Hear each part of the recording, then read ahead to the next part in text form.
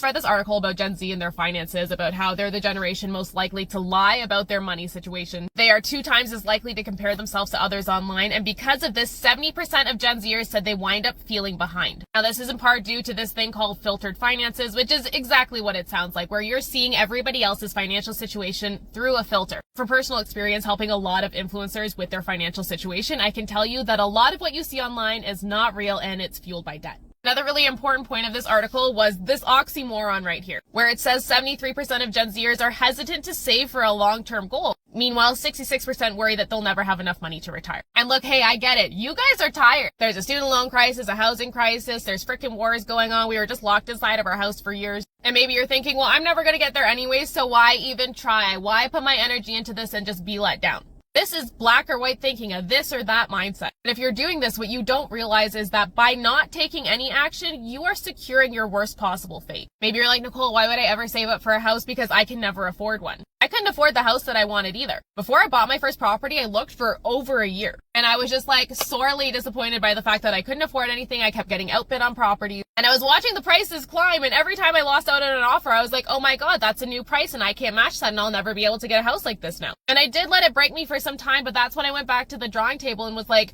maybe I can't get the house that I want, but how can I buy the house that will build me the equity that can help me buy the home that I want? So I bought a condo townhouse, and I'll tell you that I had a lot of friends come over and be like, I would never live here. I would never have a triangle balcony. I would never not have a backyard. That home, that purchase is what got me into my dream home now. Maybe you're thinking, well, fucking wages are stagnant and I'm paying so much for rent. I don't have enough money to save for retirement. Not realizing that investing is quite literally how you turn small amounts of money into big amounts of money over time, and you have time because you're young. Use what you've got. Even $50 a month could turn into almost $500,000. And maybe you're like, well, Nicole, $500,000 isn't enough to retire on. Okay, but is it better than zero? Could it help you work part-time? I offered you $423,000 for free right now. You're going to tell me you wouldn't take it? This is getting long now, so let me leave you with an anecdote. Imagine that you were suffering from depression and anxiety. You had the ability to go to therapy once a month. Even though the therapist recommended 4 times a month, you were able to go once. Would you say, okay, well, fuck it, I can't go 4 times, so I'm not going to go at all? Or would you say, it might take me a little bit longer to get me to my goal of healing and feeling good again,